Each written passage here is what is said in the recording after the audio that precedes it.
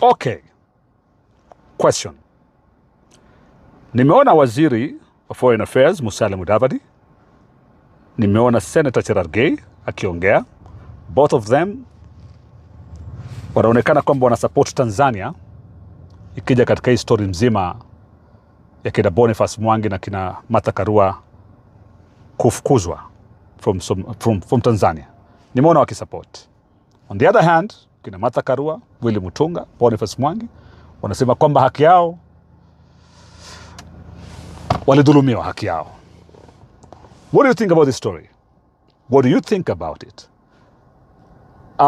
Imagining kuna story kama yule Mkenya anaitwa Steve from I think somewhere in the Middle East ambaye alikuwa amehukumiwa kunyongwa, Wakenya wakakam together wakamchangia mpaka imeisha and is supposed to come back to the country. I don't know kama amefika ama hajafika. At what point are we supposed to come together as a country kusupport Mkenya mwenzetu, especially ikiwa ni issue ambayo inahusu nchi nyingine? Do you think that sote as a country ilikuwa tuunge mkono akina Martha Karua, akina Willy Mutunga, akina Boniface Mwangi? Ama do you think it's okay vile wanalaumiwa na baadhi ya viongozi, especially wanaunga mkono serikali ya Kenya Kwanza, kwamba ilikuwa sawa wafukuzwe Tanzania?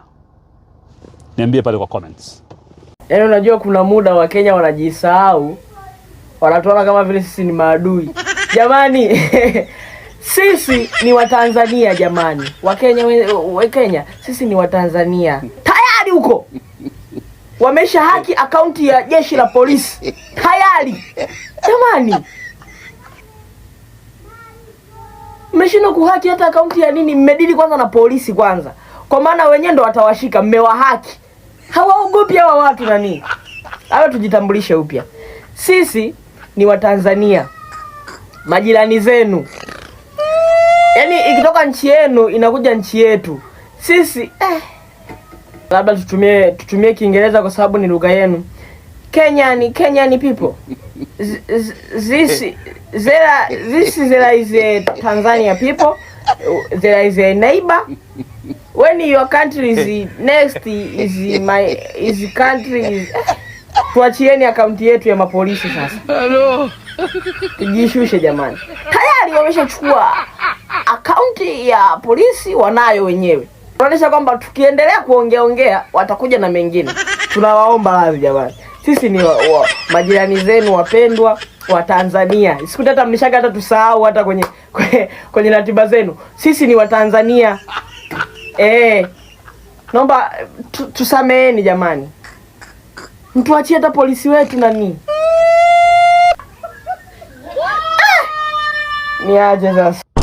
As a Kenyan leader, I know that we leaders have a responsibility to Kenyans and no other person. I was deeply embarrassed, Honorable Speaker, that at a time when people are being deported from our neighboring country, and if you look at my passport, Honorable Speaker, I have the blue passport. It says East Africa Community. When I was a member of the Law Society of Kenya, Honorable Speaker, at the council, we used to do something called, push for something called cross-border practice. There are lawyers who are qualified from the University of Dar es Salaam, Tanzanians, who practice law in our Kenyan courts. There are students at the Kenya School of Law from Tanzania and from Uganda.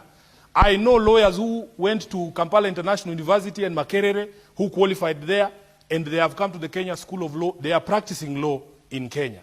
So therefore, Honorable Speaker, for us to have a situation where people cannot be allowed to move freely in the community is something that we must call out. Honorable Speaker, I have heard people trying to justify, saying, oh, these are activists.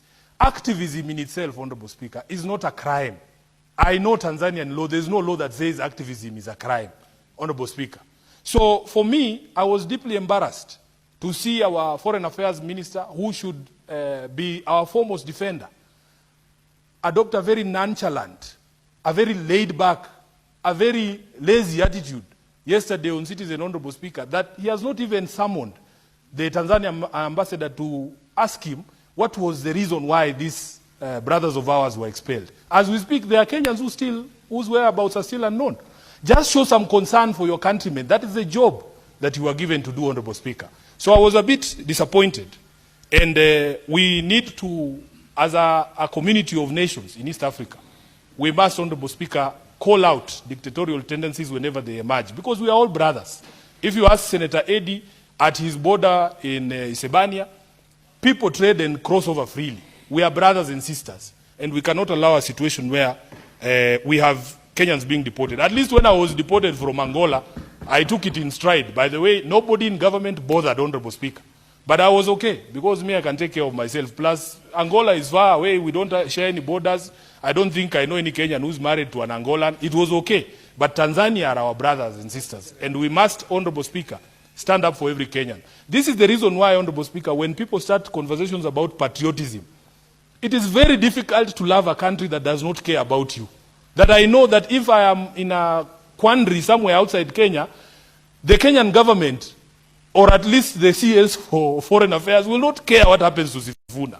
Honorable Speaker, it breaks my heart. If I was stuck in southern Lebanon when the war began, would this government really come for me? That is the question I ask myself. We are on our own.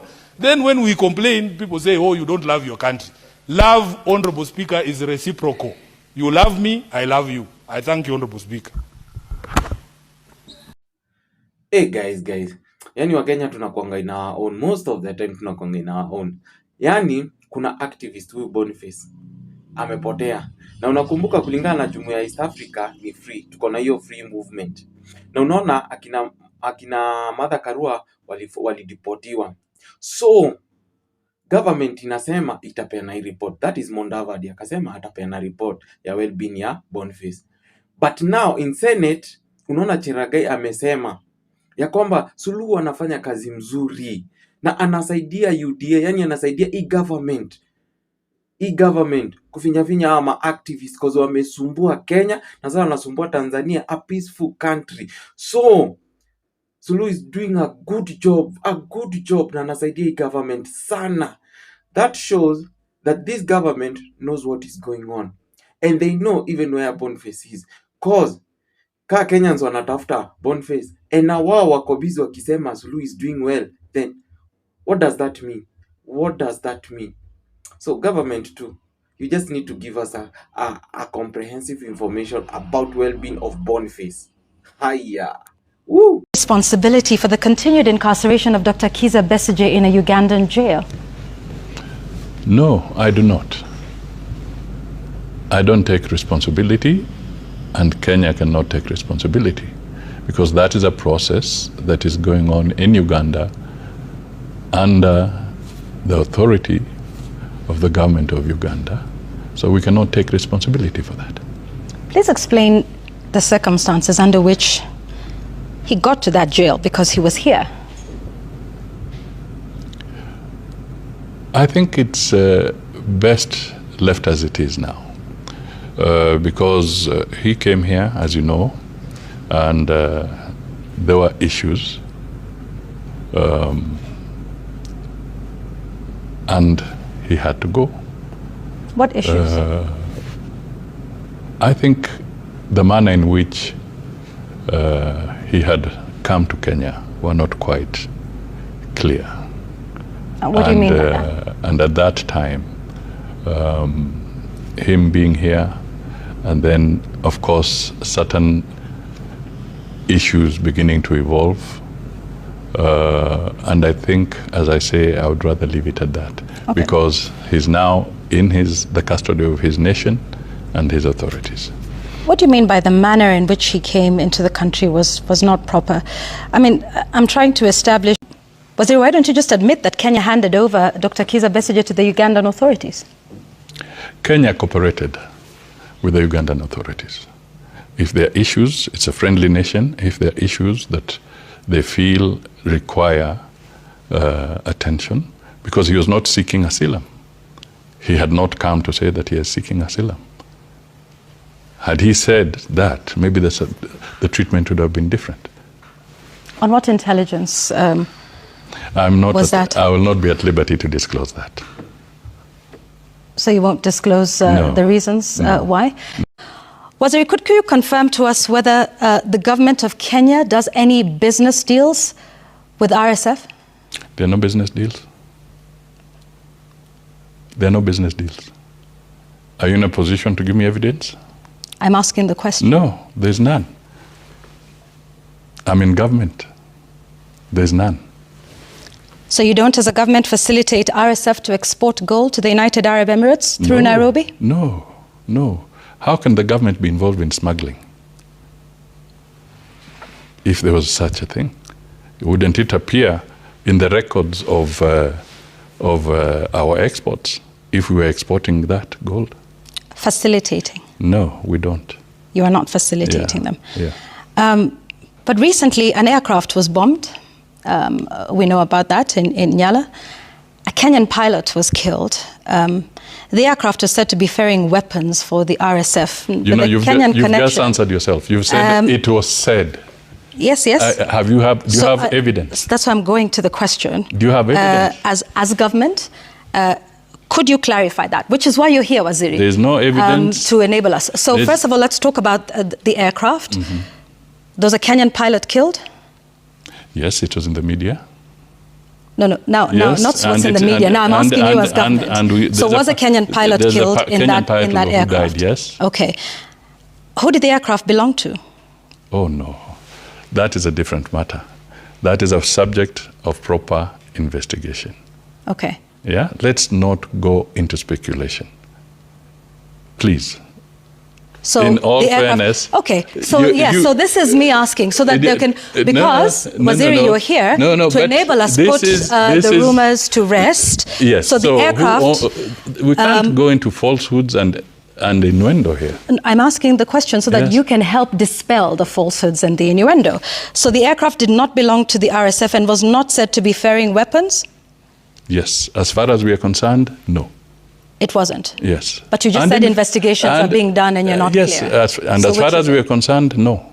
Okay. Yes. And if the investigations that you say prove otherwise? We are not in the business of smuggling arms. Neither are we in the business of smuggling gold. By the way, Kenya has a history here.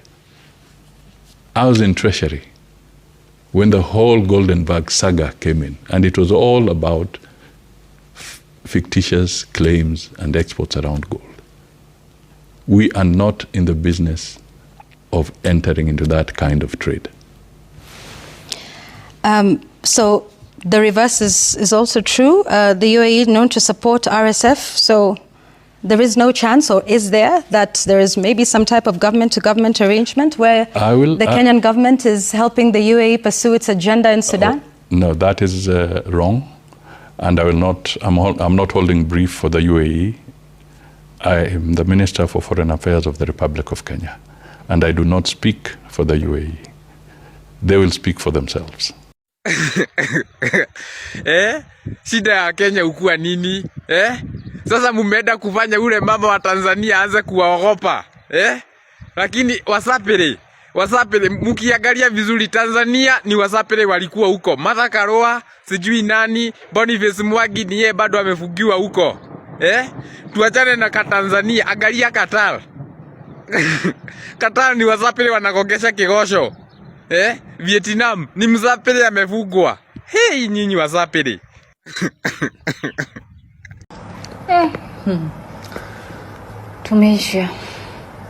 Tumeshaingia kwenye midomo ya Wakenya, kwenye midomo ya mamba.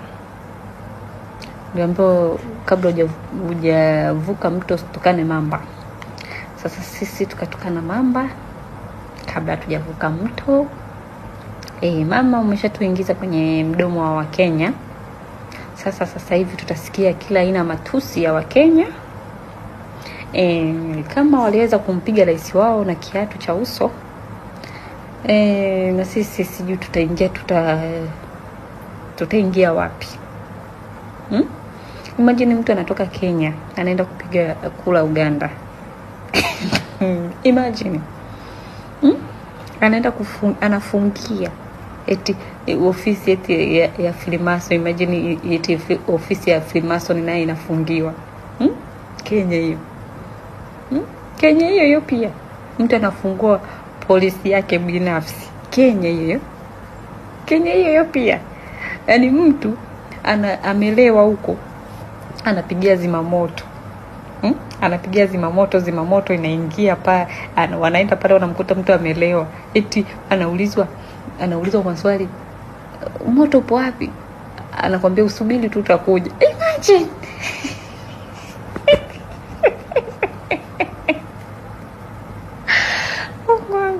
Kenya jamani, kwani nyinyi wazazi wenu nyinyi mama yenu na baba yenu walizaliwa lini? Yaani mama yenu na baba yenu ni wana kina nani yani? Ni nani? Tumjue. Maana jamani. I am tired of you people in Kenya. Honestly shocking. I think it is high time that we all as other African countries, we pack our bags and around this continent for Kenyans to do whatever they want to do. Because now every other African country just sleep and they are wondering and asking themselves, what are Kenyans going to do next? These Kenyan Gen Zs, they are very, very crazy. In just 1 week, you throw a shoe at your president. In 1 week, you throw a very, very smelling shoe. Whoever you are that throw that shoe, please go to the hospital and check yourself because your toe have gonopukos. Mr. Ruto has not been able to breathe properly ever since you throw that shoe at him. In that same week, you asked Lucifer to pay rent in your country. You asked Lucifer who came to steal in your country, you asked him to pay rent. Now, how is he supposed to have money for rent when he's not able to steal and scam you people? He came in your country to steal and scam you people. You people are unscammable. He was unable to scam you people. Now, he doesn't have money and he has run out of business and people are asking him to pay rent for a business that he's not professional. You understand? In this same week now, you people went and action the account of the police account of Tanzania in X. X is formerly known as Shooter. I know some of you people, your digitalization is not digitalization. Your brain is not braining when I talk about X. Even though some of you people are currently focusing on the fact that I don't have eyebrow, but that's your business. Go and ask South Africa. South Africans are the reason why I don't have eyebrow. I don't even want to talk about it because if I want to talk about it, I feel like taking this my phone from Temu that I bought and throw it inside of hot water. But I will not shock and I will not do it because if I throw it inside of hot water, I will not have money to buy another one. So Kenyans, please, I want to beg you people, please.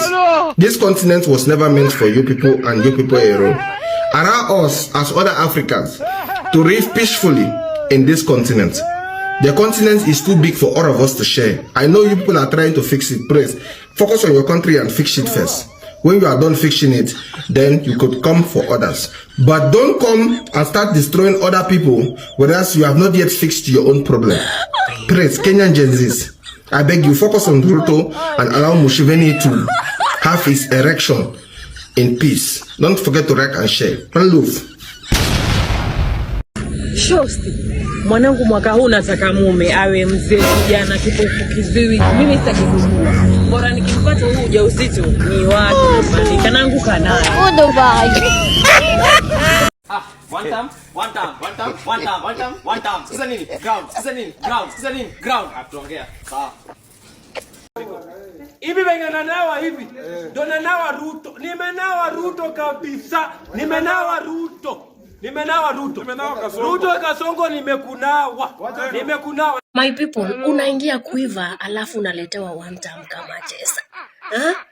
Mulisema hamutaki kuchelewa in anything. Well, Kenyans, you never disappoint, and this is the reason as to why I just love my country, Kenya. Munakuanga macho na munakuanga sete in anything. Anyway, Aluta, the struggle continues. We have to drain the swamps.